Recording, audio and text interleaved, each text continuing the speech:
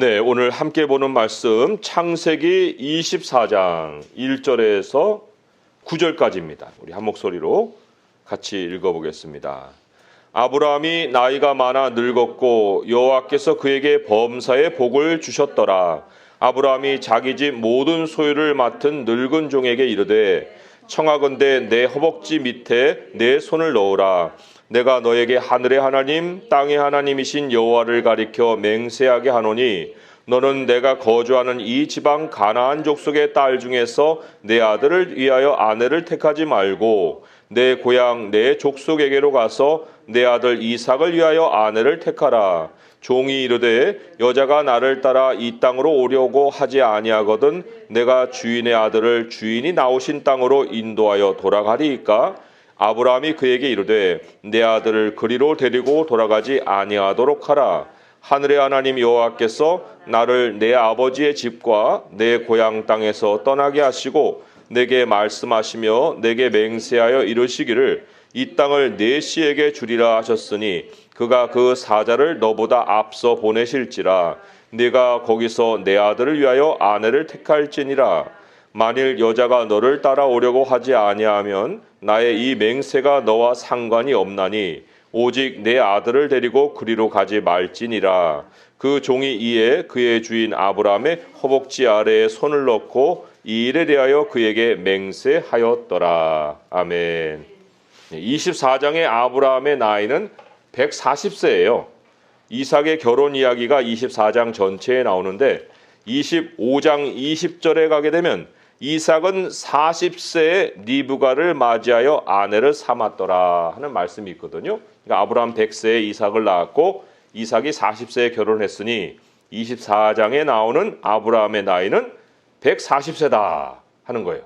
자, 그런데 여기 1절의 말씀에 굉장히 은혜로운 말씀이 기록이 되어 있어요. 아브라함이 나이가 많아 늙었고 여호와께서 그에게 범사의 복을 주셨더라. 범사의 일상의 복을 주셨더라 라고 말씀을 하고 있어요. 일상의 복. 자, 일상의 복은요 매우 특별한 사람에게 주어지는 복입니다. 하나님과 특별한 관계가 있는 사람, 하나님과 특별한 관계가 맺어진 사람만 누리는 복이에요.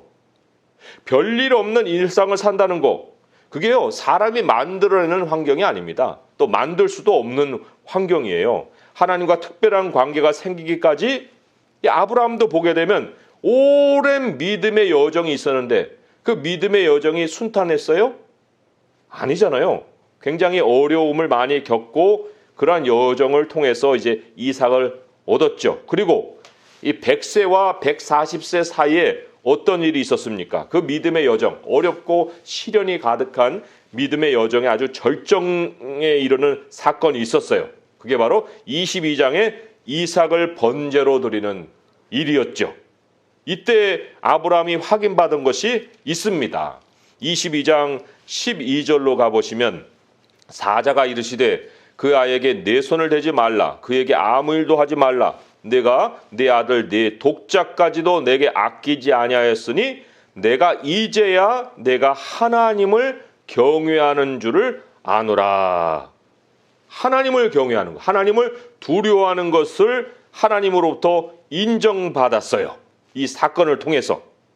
자, 그리고는 여기에 아끼지 않았다는 말이 나왔는데 16절에 보면 더 자세하게 나오죠. 이르시되 여호와께서 이르시기를 내가 나를 가리켜 맹세하노니 내가 이같이 하여 내 아들 내 독자도 아끼지 아니하였은즉 이라는 말이 나와요. 이게 무슨 얘기예요? 하나님께 아까울 것이 없는 상황이 됐다는 거예요. 가장 소중한 것을 하나님께 드리는 일에도 주저함이 없게 된 거예요. 이거는 뭐 나의 심장을 빼서 하나님께 드린 것과도 같은 거예요. 우리 그리스도인은 다 그리스도 안에서 죽은 자다라는 말과 같이 이제는 내 것이 없는 상황이 된 거예요. 그런데 이때 이후로 아브라함에게 시험이 없어요. 시련이 없다고 할 수가 있어요. 범사의 하나님이 아브라함에게 이제 복을 주십니다. 우리가 복에 대한 개념을 잘 배웠죠? 범사가 제 기능대로 잘 돌아가는 거예요. 그것을 하나님은 범사에 복을 주신다라고 말씀을 하시는데 언제까지요? 아브라함이 숨을 거둘 때까지, 인생이 맞춰질 때까지. 참 이걸 볼 때 우리 자신, 나라고 할 때 내가 가장 아끼는 것, 특별히 여기는 것, 이런 거를 이제 하나님께 드리면 우리에게 뭐만 남겠어요? 우리에게는 범사만 남는 거예요. 일상이라는 것이 남는 거예요. 그런데 그때부터 진짜 복이 시작이 된다는 겁니다. 삶에 내가 특별하게 여겼던 그것이 이제 내 손에서 내려졌는데, 특별한 것이 없는 삶이 되는데, 그 삶이 하나님과 가장 특별한 관계가 되는 출발점이 됐다는 거예요. 이게 영적인 법칙이거든요. 영적인 법칙이란 것은 세상과 참 많이 반대입니다. 그러니까 수많은 사람들이 특별한 걸 못 놔요, 손에서. 그래서도 이 노년을 누리지 못합니다. 범사를 누리지 못하는 거예요. 내가 범사에 하나님께 인정을 하려면 내가 범사로 내려가야죠. 범사에 하나님과 동행한다는데 나는 범사에 있지 않고 특별한 데 있으면 어떻게 범사에 하나님과 동행을 할 수가 있겠습니까? 실제로 범사 안에 살아야 되는데, 그런데 마음에는 항상 특별한 거를 두고 삶은 일상을 살면 이게 이중생활이죠. 이 이중생활 속에는 범사에 하나님과의 동행이 없다는 거예요. 그런데 아브라함이 이삭을 드렸을 때, 특별하다고 생각하는 그 이삭을 하나님께 드렸을 때 비로소 아브라함에게 범사가 돌아왔다는 거예요. 범사가. 75세까지 아들 낳을 꿈을 가지고 살았죠. 75세에서 100세는 이제 하나님께 약속을 받았죠. 그러니까 아들을 소망하면서 살았어요. 그래 뭐 이스마엘도 낳았잖아요. 그러다가 이제 100세에 이삭을 얻은 후에 아들을 이제 또 아끼며 살았어요. 그러니까 아들. 이 아들이 이 아브라함의 삶에서 떠날 일이 없었던 거예요. 그런데 그 독자를 아끼지 않고 하나님께 드리는 순간 그에게 뭐가 찾아왔다고요? 범사가 찾아왔다는 거예요. 어깨에서 큰 짐이 내려지듯이 범사가 찾아온 거예요. 하나님과의 특별한 관계가 시작이 된 거예요. 그 특별한 관계라는 것이 뭐냐? 하나님이 바로 아브라함에게 범사에 복을 주신다라는 그 삶이라는 거죠. 우리 스스로를 한번 점검해 보겠습니다. 내가 범사에 하나님의 복을 누리고 있는가? 내가 범사에 하나님과 동행하고 있는가?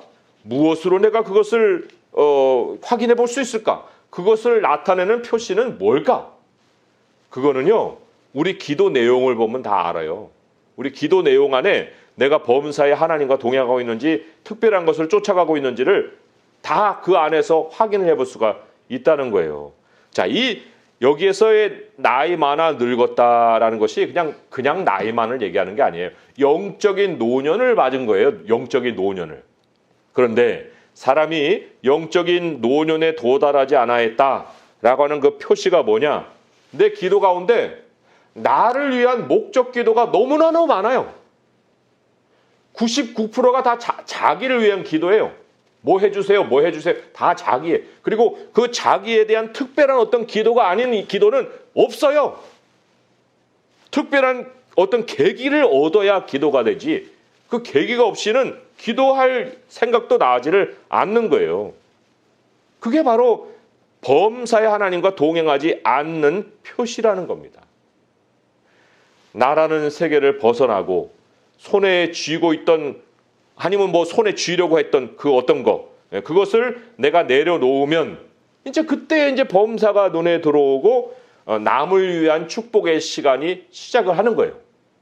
그 남을 위한 축복이라는 것이 나의 기도의 전부가 됐을 때, 그때가 이제 영적인 노년에 접어들었다라고 할 수 있는 거예요. 그게 바로 하나님과 특별한 관계를 이제 살게 되었다라고 확인해 볼 수가 있다는 거지요. 참 이 영적 노년이라는 것이 그냥 찾아오지 않는다고 그랬죠. 시련이라는 것이 가득 찬 그 영적 젊음을 거쳐야 이게 영적 노년에 이르는 거거든요. 자, 이 요한 1서를 한번 가보세요. 거기에 보게 되면 이게 그냥 사람의 나이를 얘기하는 게 아니고 영적인 것을 얘기하는 거예요. 요한 1서 2장 12절에서 14절부터 한번 먼저 보겠습니다. 거기 보면은 아이들이 나오고 청년들이 나오고 아비들이 나오는데 두 번에 걸쳐서 확인을 해주는 말씀이 있어요. 요한일서 2장 12절에서 14절을 보면 먼저 이제 아이들, 자녀들을 한번 볼까요? 어떤 영적인 상황에 있는가? 자, 2장 12절에 보면요. 자녀들아 하면서 너희에게 쓰는 것은 너희 죄가 그의 이름으로 말미암아 사함을 받았다. 이게 기초예요. 그리스도인의 출발이에요. 또 14절을 보게 되면 아이들아 내가 너에게 쓰는 것은 너희가 아버지를 알았다. 이것도 출발이죠. 자, 그런데 이제 출발만이 있지 않잖아요. 청년이 있어요. 청년은 어떤 상황인가요? 13절, 14절에 두 개 똑같은 내용이에요. 청년들아 내가 너에게 쓰는 것은 너희가 악한 자를 이겼다. 영적 전쟁이죠. 14절도 보게 되면 청년에 대해서 청년들아 내가 너에게 쓰는 것은 너희가 강하고 하나님의 말씀이 너희 안에 가시며 너희가 흉악한 자를 이겼음이니라. 말씀과의 싸움, 시련의 어떤 여정 이게 있어요. 그런데 이제 아비들에 대해서도 똑같은 말을 두 번이나 합니다. 뭐라고 씁니까? 아비들 13절 14절에 나오죠. 아비들아 내가 너에게 쓰는 것은 너희가 태초부터 계신 이를 알았습니다. 그냥 아버지를 안 게 아니고 태초부터 계신 이를 아는 거예요. 이게 영적인 깊이를 얘기하는 겁니다. 14절도 보면은 아비들아 또 나오죠. 거기 내가 너에게 쓴 것은 너희가 태초부터 계신 이를 알았음이요. 이게 그냥 찾아올까요? 태초부터 우리가 뭐 마태복음이나 요한복음이나 이렇게 좀 몇 장 몇 절 이렇게 뭐 기록하고 외우던 때가 있는가 하면 창세기부터 요한계시록까지 그 영적인 깊이를 깨닫고 거기에서 하나님의 뜻을 깨닫고 거기에서 노년의 어떤 영적인 어떤 성숙함을 가지는 때가 있잖아요. 이 아비들이 도대체 세상 사는 중에 어떤 시련을 거쳤을까? 그 청년들의 영적 전쟁이라는 게 어떤 것일까 하는 것이 15절부터 17절까지 해서 암시가 되어 나오는 거예요. 거의 15절부터 17절까지 한번 읽어볼까요? 시작. 이 세상이나 세상에 있는 것들을 사랑하지 말라. 누구든지 세상을 사랑하면 아버지의 사랑이 그 안에 있지 아니하니 이는 세상에 있는 모든 것이 육신의 정욕과 안목의 정욕과 이생의 사랑이니 다 아버지께로부터 온 것이 아니요 세상으로부터 온 것이라. 이 세상도 그 정욕도 지나가되 오직 하나님의 뜻을 행하는 자는 영원히 거하느니라. 그렇지요.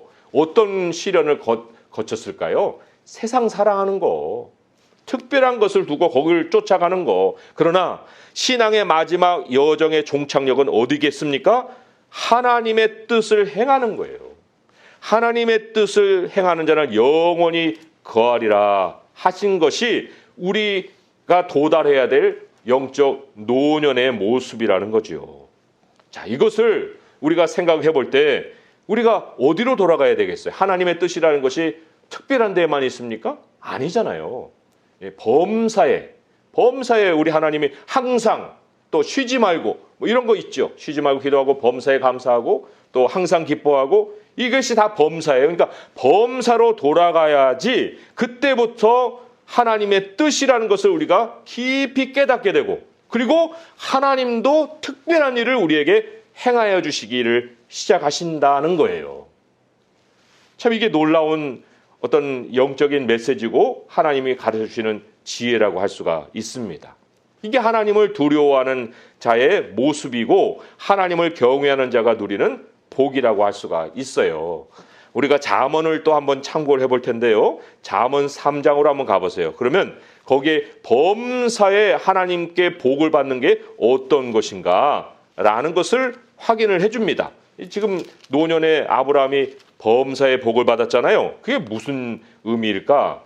범사가 잘 돌아간다는 게 어떤 이야기일까? 할 때 잠언 3장의 말씀 6절부터 해서 좀 읽어볼게요. 6절 잠언 3장 6절부터 해서 제가 읽으면서 좀 설명을 하겠습니다. 잠언 3장 6절 제가 읽어볼게요. 너는 범사의 그를 인정하라. 이게 이제 범사로 돌아온 모습이거든요. 범사의 하나님과 동행하는 모습이 된 거예요. 아브라함이 이삭을 내려놓고 하나님과의 관계가 이제 범사로 확장된 것처럼 너는 범사의 그를 인정하라. 그리하면 어떻게 된다고요? 너의 길을 지도하시리라. 너의 길을 지도하시리라. 이게요, 최고의 복이에요. 최고의 복. 일상에서 우리가 누릴 수 있는 최고의 복이에요. 노년, 영적인 노년에 이르렀을 때 하나님이 모든 길을 지도하시는 것이 우리가 누릴 수 있는 일상의 복입니다. 자, 거기에는 어떤 내용들이 있어요? 스스로 지혜롭게 여기지 말고 여호와를 경외하고 악을 떠나고 내 몸에 양약이 되어 내 골수를 윤택하게 하고 내 재물과 내 소산의 처음 익은 열매로 여호와를 공경하면 너의 창고가 가득하고 포도즙에 새 포도즙이 넘치리라. 건강도 있고 또 부요함도 있고 다 있어요. 그런데 이런 것들을 우리가 너무 특별하게만 생각을 해서 이거는 결과로 따라오는 건데 이거를 그냥 앞에다 놓고 살려고 하니 범사는 다 그냥 하나님과 동행 안 하고 그것부터 취하려고 하는 이러한 어떤 정욕적인 것이 발동을 하는 거예요. 그러나 범사로 우리가 다시 돌아오면 길을 인도해 주시고 길을 지도해 주시고 그 안에 건강도 있고 그 안에 부요함도 있다라고 말씀을 해 주시는 겁니다. 참 이렇게 하나님의 말씀을 이제 전하면 그건 알겠는데요. 하나님은 너무 단순해요. 사람들의 삶이 이렇게 단순하지 않거든요. 복잡하다고요. 복잡하면 복잡한 대로 좀 복잡한 길을 알려주셔야지 왜 단순하게 뭐 하나님을 두려워하라 그러고 하나님을 인정하라고 그러고 제가 뭐 하나님을 인정하지 않는 것도 아닌데 하나님의 길 인도가 왜 이렇게 힘듭니까? 하고 이제 불만을 말하는 사람들이 있어요. 참 이게 또 어리석음 중에 하나잖아요. 그러나 결국은요, 하나님이 작정하신 길은 하나예요. 두 개를 작정해 놓고 우리를 혼란스럽게 하시는 분이 아니거든요. 그러니까 내 삶이 아무리 복잡하더라도 돌아 하나님의 뜻이 있는 그 길로 돌아오게 돼 있어요. 하나의 길로. 그러니 하나님이 처음부터 간단하고 단순하게 이게 길이야. 하나님을 인정하면 돼. 그러면 그 말씀대로 따르면 되는데 너무나도 복잡한 것에 대해서만 내가 신경을 쓰니까 구체적인 것만 자꾸 찾는 거죠. 구체적인 것을 찾기 전에 단순한 것부터 우리가 받아들일 수 있는 이 믿음의 모습이 있어야 되는데. 자, 그런데 그 간단하게 하나님이 인도하시는 그 길, 오늘 본문으로 돌아와서 하나님을 인정한다는 게 뭐냐 하는 것을 오늘 본문 속에서 상황 속에서 한번 우리가 확인해 보도록 하겠습니다. 5절에서 7절까지 말씀이에요. 이 종이 아브라함에게 이제 질문했을 때 아브라함이 준 답안에 그 단순한 길이 있습니다. 24장으로 한번 돌아오게요. 자, 5절에서 7절의 말씀 같이 읽어보겠습니다. 시작. 종이 이르되 여자가 나를 따라 이 땅으로 오려고 하지 아니하거든 내가 주인의 아들을 주인이 나오신 땅으로 인도하여 돌아가리이까? 아브라함이 그에게 이르되 내 아들을 그리로 데리고 돌아가지 아니하도록 하라.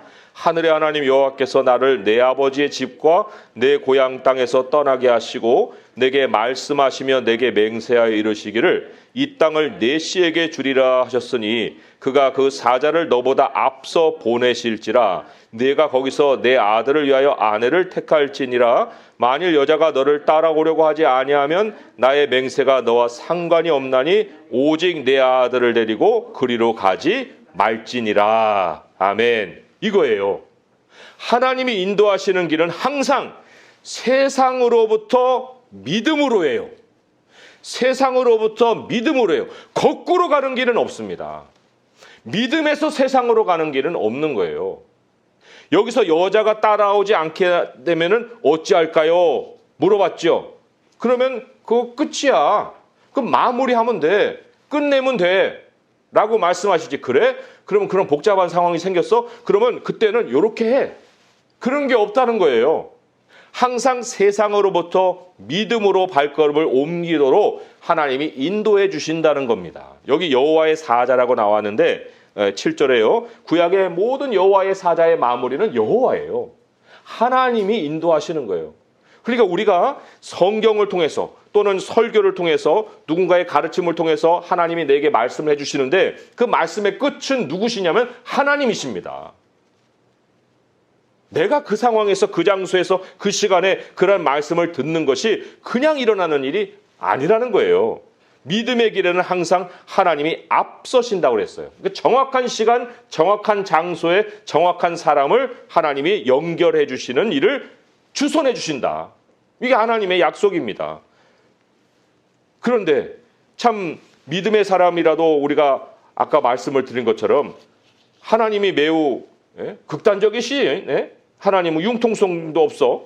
그렇게 해서는 세상 못 사는데 어떻게 성경대로 살지? 하고 합리적인 믿음을 따르려고 자꾸 생각을 한다는 거죠. 그러니까 말하자면 뭐예요?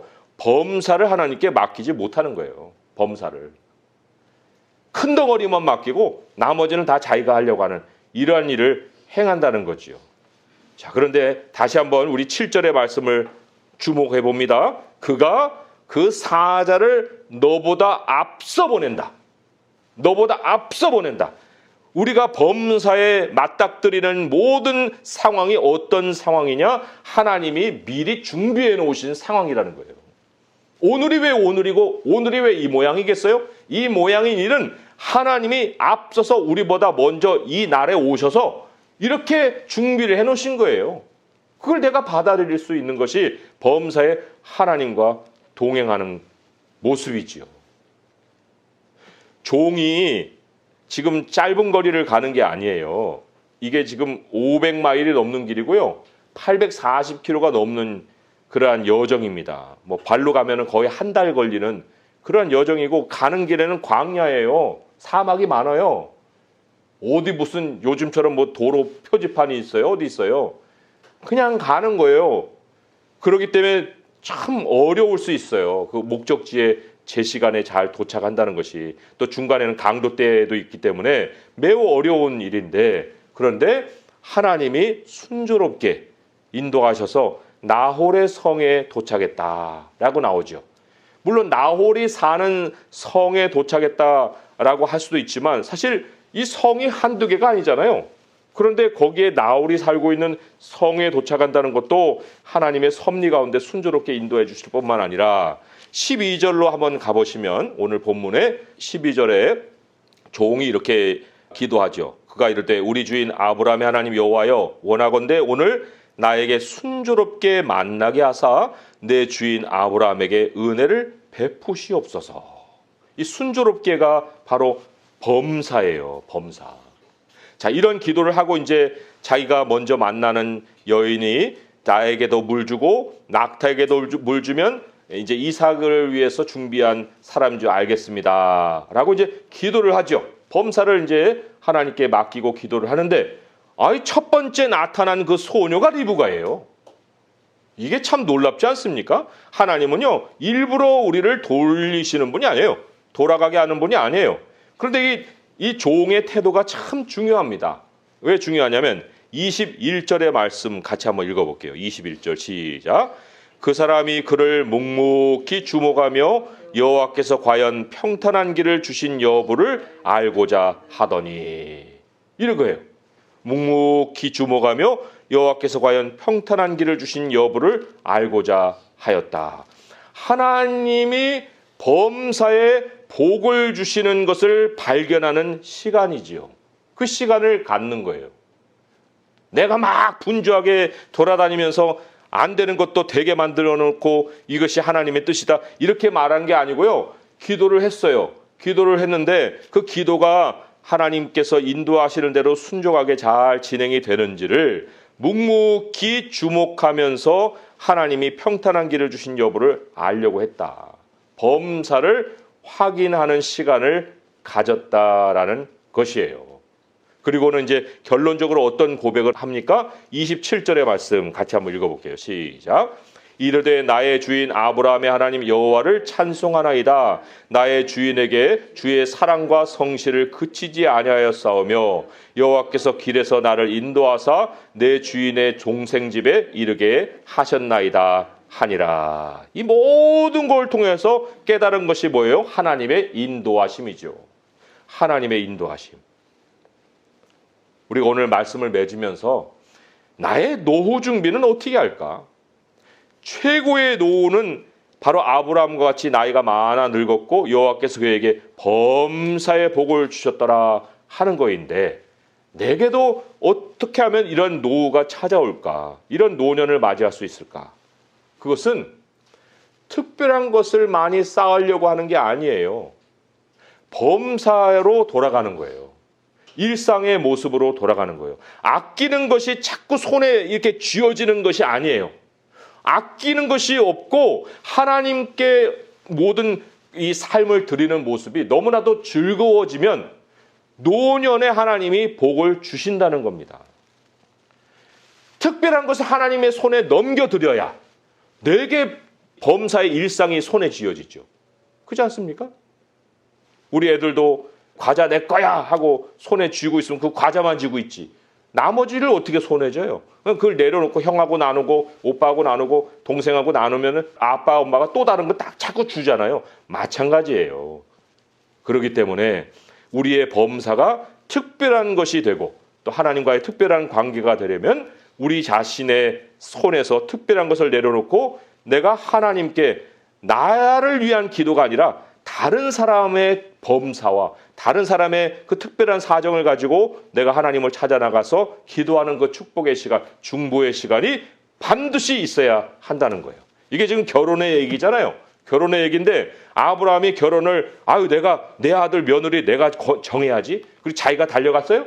아니잖아요. 종에게 맡기고 하나님께 모든 순종한 것을 인도해달라고 지금 맡기고 있는 이러한 모습을 우리가 볼 수 있지 않습니까? 그러니까 믿음의 여정은 필수입니다. 내가 지금 그렇지 못한다고 해서 난 잘못된 사람이야. 이게 아니에요. 믿음의 젊음은 반드시 거쳐야 돼요. 그러나 그 젊음만이 아니잖아요. 아비들이 있던 것처럼 우리도 태초부터 계신 아버지를 알았다 하는 것처럼 아브라함이 이삭을 꼭 껴안고 있었던 때가 있다가 하면 이삭을 독자를 아끼지 않고 하나님께 드려서 마지막 노년을 복으로 살았던 그 삶을 마무리했던 것을 우리가 생각해 볼 때 나에게도 이러한 믿음의 여정이 나의 인생의 마무리가 되어서 노년의 평안함이 나에게 주신 하나님의 복이 되기를 원합니다. 이러한 고백을 가지고 우리 주님을 향해서 나갈 수 있기를 우리 주님의 이름으로 축원드립니다. 기도하겠습니다. 하나님 아버지, 주님이 우리에게 먼저 주신 것은 바로 범사입니다. 우리가 일상으로 참 먼저 삶을 시작하였고 거기서 특별한 것이 자꾸만 생기지만 아버지여 그러한 특별한 일들은 우리의 믿음에 시련을 주고 또 우리를 시험하지만 하나님이 그것으로 우리를 다듬어 가시고 하나님의 사람이 되게 하십니다. 결국 우리가 돌아올 것은 범사입니다. 하나님께서 동행해 주신 그 일상으로 돌아올 때 하나님과의 특별한 관계를 누릴 수 있습니다. 아버지여 우리가 혹시 무엇을 아껴서 내 손에서 놓지 못하고 있는 것이 있습니까? 하나님 그것도 다 하나님의 것인데 내가 왜 그것을 가지고 내 것이라 생각하고 내 것을 만들려고 하고 아버지 그러한 정욕에 또 사로잡혀 있나이까? 아버지 이 세상의 모든 것들은 다 사라져갈 뿐이요 오직 나머지 남은 것은 하나님의 뜻을 행하는 것뿐이오니 아버지 우리 마음속에 이제 특별한 것들을 다 내려놓고 다른 사람의 그 삶을 아버지께 특별히 드리고 축복하고 기도할 수 있도록 하여 주시옵소서. 우리 주님이 모든 것을 주시고 떠나가셨사오니 우리도 모든 것을 내려놓고 모든 것을 다른 사람들에게 나눠주고 하나님을 만날 수 있도록 복을 주시옵소서. 우리 주 예수 그리스도의 이름으로 감사하며 기도합니다. 아멘.